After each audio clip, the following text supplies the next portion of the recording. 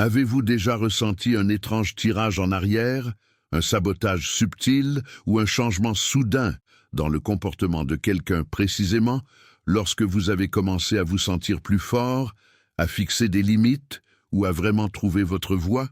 Cela peut être incroyablement désorientant, vous le laissant en conflit et remettre en question vos propres progrès. Si cela résonne, vous avez abordé une profonde dynamique psychologique, profondément explorée par le psychiatre visionnaire Carl Jung.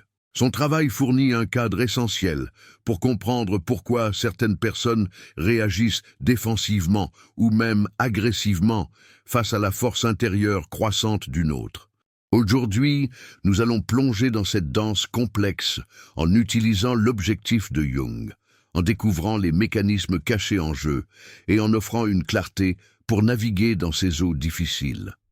Préparez-vous à obtenir des idées précieuses qui peuvent permettre à votre chemin. Carl Jung a compris la dynamique complexe de la psyché, reconnaissant à quel point notre monde intérieur est profondément lié à nos interactions externes. Au cœur de la lutte du narcissique, comme le travail de Carl Jung nous aide à voir, se trouve une structure d'ego profondément fragile, souvent cachée derrière une personnalité soigneusement construite et rigide. Ce personnage est un masque conçu pour projeter une image de supériorité et d'invulnérabilité, dissimulant désespérément une ombre profondément réprimée. La partie d'eux-mêmes ne peut pas supporter de voir insécurité, insuffisance, honte. Cette ombre est enterrée dans l'inconscient, influençant leurs actions d'une manière dont ils ne sont souvent pas conscients. Leur plus grande crainte n'est pas seulement la laisse ou la critication dans un sens superficiel, mais assister à la véritable croissance d'une autre personne, son voyage vers l'individuation. L'individuation, en termes jungiens, est le processus de devenir le vrai soi, d'intégrer les différentes parties de la personnalité, y compris l'ombre, et de s'aligner sur son noyau intérieur. Lorsque la victime commence ce voyage, peut-être en fixant des limites, en trouvant sa voie ou en ressentant simplement un sens plus fort de l'estime de soi et du but, ils se connectent avec leur propre moi intérieur. Cette connexion est une puissance authentique indépendante de la validation externe. Pour le narcissique, ce réveil dans leur victime est perçu comme une menace existentielle. La force croissante de la victime, leur lien en développement avec lui-même, remet directement au défi la personnalité élaborée du narcissique et le besoin de l'ego fragile, d'un approvisionnement et d'un contrôle externe constant. Il perturbe la dynamique établie où la victime a servi à soutenir la fausse image du narcissique. Ce changement est ce qui déclenche la crise de l'inversion de puissance. Soudain, le narcissique sent son contrôle glisser, leur personnage élaboré menacé par l'authenticité et l'indépendance émergente de la victime. Ils perçoivent leur source de validation, le retrait, et leurs craintes les plus profondes, le contenu de leur propre ombre, commencent à faire surface, reflétées sur eux par la lumière croissante de la victime. Pour lutter contre cette menace perçue pour leur ego, ils lancent ce qui ressemble à une assaut finale. Ce n'est pas simplement une réaction, c'est souvent une campagne stratégique ciblée, conçue pour arrêter les progrès de la victime, pour briser leur sentiment de soi en plein essor et les ramener dans l'orbite de contrôle du narcissique. L'arme principale de cet assaut est la projection psychologique, un mécanisme dont Carl Jung a souvent écrit. Le narcissique prend ses propres qualités inacceptables, la peur, l'insuffisance, la méchanceté, le vide qui réside dans leur ombre et est caché dans leur inconsciente, et les projette farouchement sur la victime. Il pourrait accuser la victime d'être égoïste, manipulateur, fou ou abusif, les traits mêmes qu'ils incarnent ou craignent en eux-mêmes. Ce bombardement constant des projections est une tentative de faire en sorte que la victime intériorise l'ombre du narcissique, de douter de leur propre perception et progrès, et de les forcer dans le rôle qu'ils occupaient auparavant, ce qui a effectivement arrêté leur processus d'individuation. C'est une manœuvre désespérée de reprendre le contrôle en sapant la réalité et le sens de soi de la victime. Comprendre cela implique de regarder profondément dans l'inconscient, à la fois les craintes réprimées du narcissique qui conduisent le comportement et le monde intérieur de la victime à la recherche d'expression et de intégrité. L'intensité de cette attaque peut ressembler à une agression psychique contre le moi émergent de la victime, un défi direct à leur droit d'exister authentiquement. Le concept d'archétype de Jung est pertinent ici. Le narcissique peut être motivé par des archétypes de puissance archaïques qui se sentent menacés par les archétypes intérieurs émergents de la victime. Cette lutte pour la souveraineté intérieure peut se manifester de diverses manières, apparaissant souvent puissamment dans les rêves. Les rêves de la victime peuvent être remplis de symboles reflétant la bataille intérieure pour l'autonomie, montrant des images d'être piégés, chassés ou de lutte pour la liberté. La reconnaissance de ces symboles et la dynamique sous-jacente éclairée par Carl Jung est cruciale pour naviguer dans cette crise. Parfois, la synchronicité peut même jouer un rôle, apportant des coïncidences significatives qui renforcent la lutte ou offrent des moments de clarté étranges, guidant la victime à travers le chaos et pointant vers leur propre chemin. Le but de cet assaut final est profondément déstabilisateur, faire douter de la victime tout ce qu'ils ont gagné, de rompre leur lien avec leur moi naissant et de les ramener dans le monde de l'ombre du contrôle du narcissique, empêchant la pleine réalisation de leur individuation. Mais comprendre ce processus, voir la projection pour ce qu'il est, grâce aux idées fournies par Carl Jung, offre un bouclier crucial et un chemin à terme.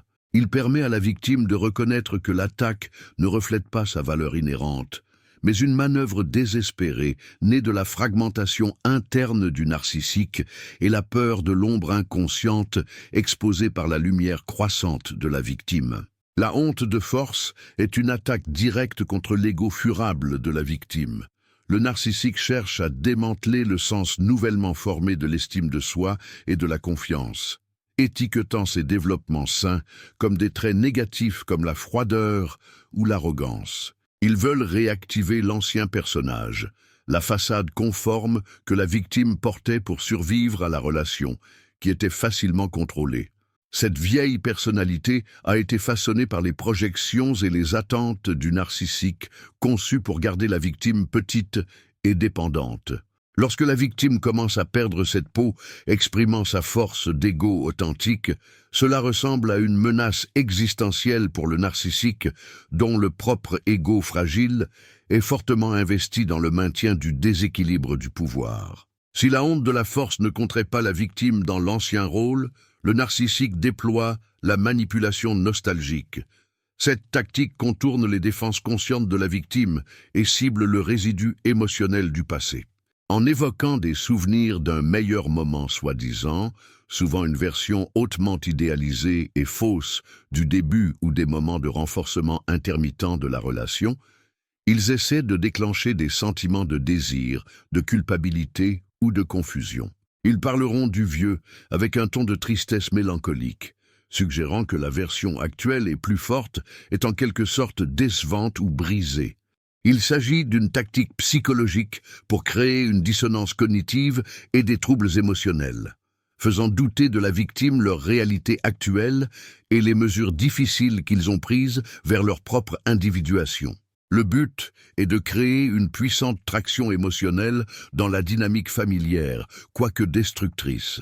Cette manipulation repose sur les attachements inconscients de la victime et les modèles émotionnels historiques. Le narcissique utilise essentiellement des symboles du passé partagé pour manipuler les sentiments de la victime, espérant rétablir une connexion basée sur la sentimentalité plutôt que sur la réalité actuelle. Ils s'attaquent à la tendance humaine naturelle à romantiser parfois le passé, en particulier en période de changement et de croissance difficile. Le vieux toi qu'ils aspirent n'est pas une vraie personne, mais un archétype de la victime conforme, une projection du besoin de contrôle du narcissique et de sa peur de l'abandon. Comprendre cela à travers l'objectif de Carl Jung est incroyablement clarifiant. La lutte de la victime est fondamentalement celle de séparer leur moi authentique du faux soi ou du personnage imposé par la dynamique relationnelle. Les attaques du narcissique ne sont pas contre la vraie nature de la victime, mais contre le processus d'individuation elle-même, le voyage vers devenir une personne entière et intégrée, consciente de leur lumière et de leur ombre. Le narcissique craint la totalité de la victime parce qu'il menace leur propre état fragmenté et expose leur propre matériel d'ombre non résolu. L'inconscient joue un rôle critique dans cette bataille. Alors que le narcissique essaie de manipuler consciemment des mots et des souvenirs, l'inconscient de la victime signale souvent déjà la vraie nature de la situation à travers les rêves et les symboles. Les rêves peuvent représenter le narcissique comme une figure monstrueuse, une cage ou un masque trompeur, tandis que la victime apparaît comme quelqu'un se libérant, trouvant sa voie ou naviguant des eaux perfides. Ces symboles sont la manière de l'esprit inconscient de valider la prise de conscience consciente, que la relation est nuisible et que le chemin à parcourir réside dans la libération, malgré les crochets émotionnels douloureux que le narcissique essaie de réaffirmer. Faire attention à ces rêves et symboles, interprétant les messages de l'inconscient profond, est vital. C'est comme obtenir des coordonnées de navigation de votre Carl Jung intérieur, vous guidant vers votre vrai nord. Parfois, dans des moments de lutte intense, la synchronicité peut offrir une confirmation ou un défi inattendu.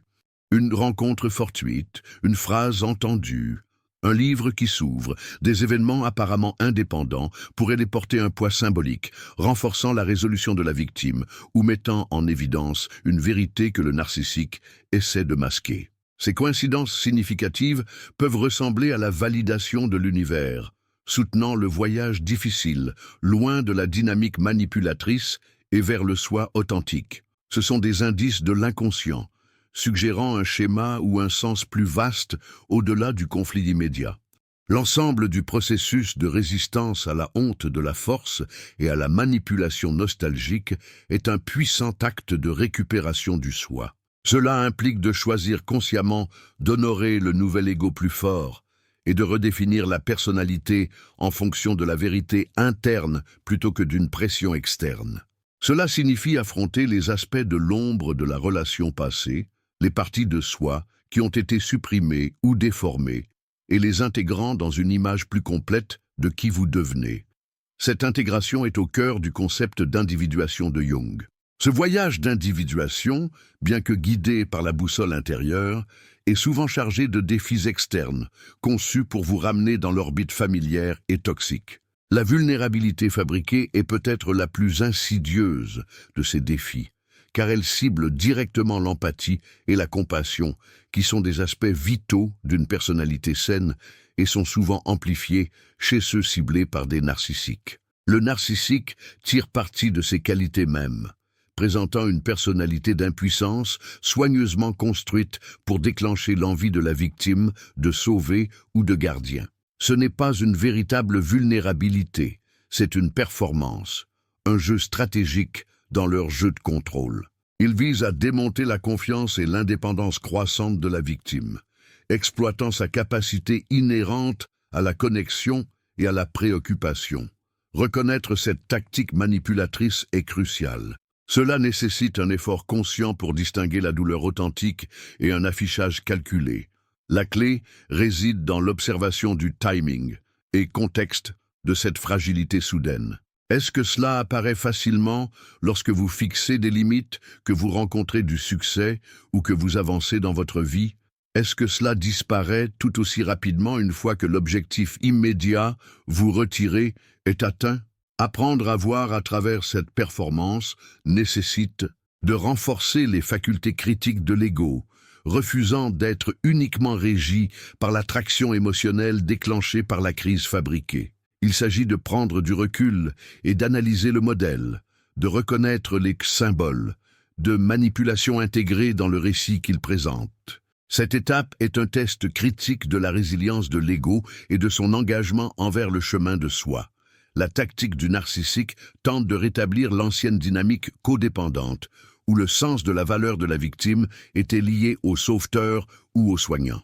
Free libre signifie redéfinir votre personnage de ce rôle. Cela implique de faire face aux aspects de l'ombre de vous-même qui auraient pu être attirés par cette dynamique en premier lieu. Peut-être un besoin profond d'être nécessaire, ou des problèmes non résolus autour de l'estime de soi qui vous ont rendu susceptibles d'être définis par une relation externe. L'intégration de cette ombre consiste à reconnaître ces modèles sans honte et à choisir un chemin différent. Carl Jung a compris que cette intégration ne consiste pas à éliminer l'ombre, mais à la conscience consciente, réduisant ainsi son pouvoir sur vos actions et réactions. Ignorant les leçons apprises lors de la séparation, rejetant la clarté acquise grâce à une introspection douloureuse ou les messages de l'inconscient révélés dans les rêves, vous rend vulnérable à ce piège final. Le narcissique banse sur vous, oubliant la réalité de leur comportement cohérent et répondant uniquement à la présentation actuelle et conçue des besoins. Votre profond inconscient maintient souvent la vérité sans phare, communiquant à travers des symboles et des archétypes qui contournent la tendance de l'esprit conscient à rationaliser ou à espérer. Ces archétypes, tels que l'enfant éternel ayant besoin de soins ou le puissant sorcier, sorcière manipulant la réalité, peut offrir un aperçu de la dynamique sous-jacente si vous faites attention.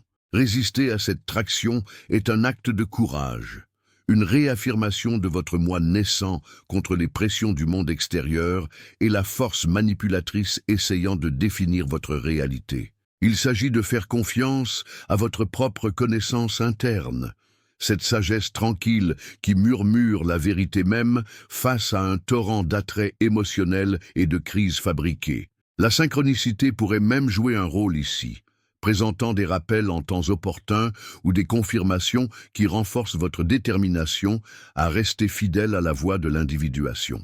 Peut-être que vous rencontrez au hasard des informations sur les troubles de la personnalité, ou un ami partage une histoire apparemment indépendante qui reflète votre expérience, renforçant votre intuition que la crise actuelle présentée par le narcissique n'est pas ce qu'elle semble. Rester ancré dans le nouvel ego plus fort signifie tenir ferme aux limites que vous avez établies. Cela signifie reconnaître que votre capacité d'empathie est un cadeau, mais ce n'est pas une arme à utiliser contre votre propre bien-être et votre guérison.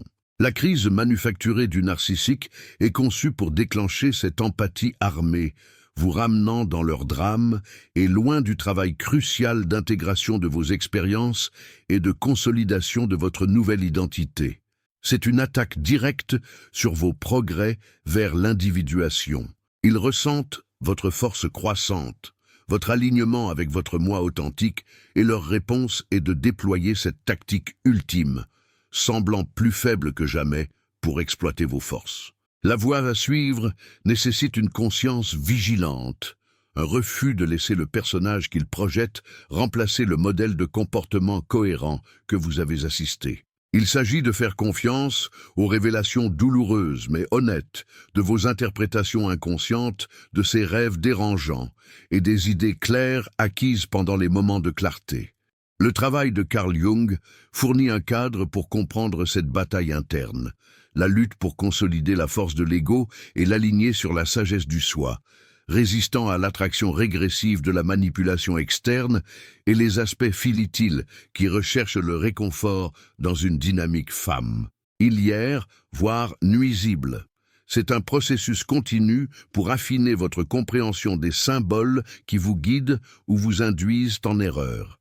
Cette impuissance conçue est une agression directe contre le paysage psychologique récemment fortifié de la victime. Le narcissique ne demande pas seulement de l'aide. Ils exigent souvent des sacrifices qui violent directement les limites qui ont été si minutieusement construites. Il peut s'agir d'un soutien financier qu'ils sont parfaitement capables de gagner, de loger lorsqu'ils ont des options ou un travail émotionnel qui draine les réserves d'énergie de base de la victime. Il ne s'agit pas d'un véritable besoin. Il s'agit de forcer la victime à trahir son nouveau moi et à revenir à l'ancien personnage du soignant conforme et toujours donné. Ils exploitent les archétypes du sauveteur ou du soignant qui étaient probablement profondément ancrés dans l'inconscient de la victime à travers la dynamique de longue date. La demande de compromis ou de limite sert un double objectif. Premièrement, il réaffirme le pouvoir et le contrôle perçus du narcissique en démontrant leur capacité à influencer encore le comportement de la victime. Deuxièmement, et peut-être plus insidieusement, il crée un conflit interne au sein de la victime. L'ego, essayant de rester ferme, est remis en question par l'attraction inconsciente de l'ancien modèle, amplifiée par le désir archétypal d'aider quelqu'un dans une détresse perçue. Cette lutte interne peut sembler écrasante, déclenchant des sentiments de culpabilité, d'obligation et de confusion. C'est un moment où les aspects de l'ombre de la victime, la peur de l'abandon, le désir d'approbation, le traumatisme non résolu qui les rendait sensibles à cette dynamique en premier lieu, sont ramenés à la surface. Le céder, même un peu, peut ressembler à un revers dévastateur dans le voyage vers l'individuation. Il renforce la personnalité déformée du narcissique et renforce davantage la victime dans un rôle qu'elle essaie désespérément de perdre. Il dit au narcissique que les limites sont négociables, que le soi est toujours flexible et que le processus de guérison est fragile. Carl Jung a compris que le chemin de la complétude est chargé de tels défis, où les pressions externes testent l'intégration par l'ego de l'inconscient et sa connexion avec le soi authentique.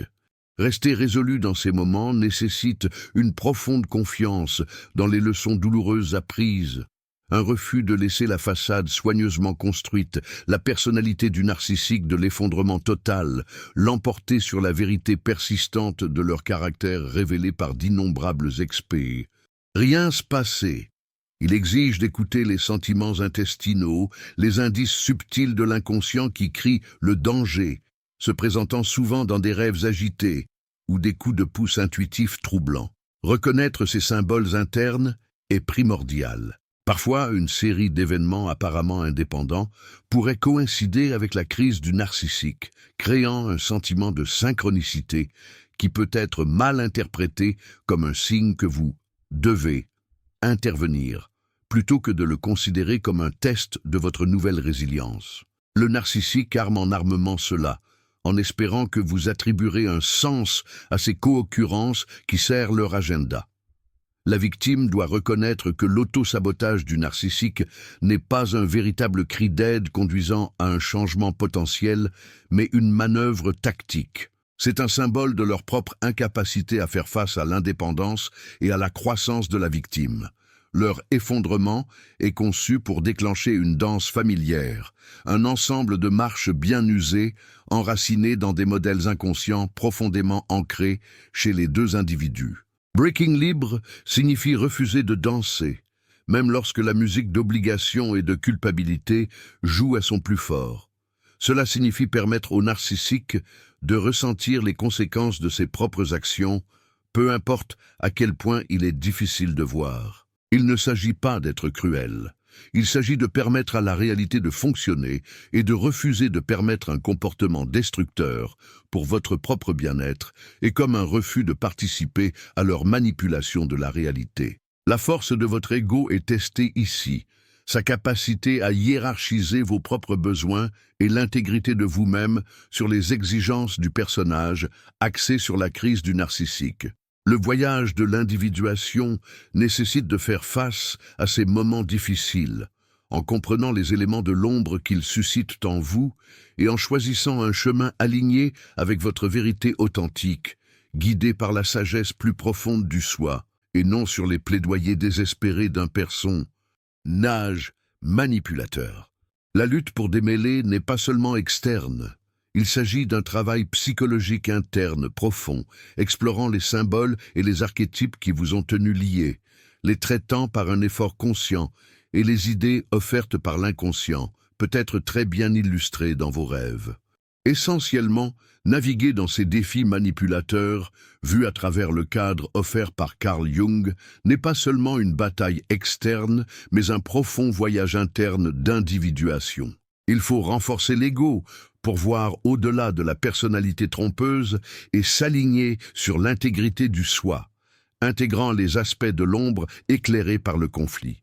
Ce processus puise dans la sagesse de l'inconscient, souvent révélés à travers de puissants symboles dans les rêves et les archétypes sous-jacents qui façonnent nos réponses. Parfois, la synchronicité offre un aperçu significatif en cours de route. Votre engagement envers ce travail intérieur est puissant. Comment l'exploration de votre propre paysage psychologique a-t-il informé votre voyage de se libérer?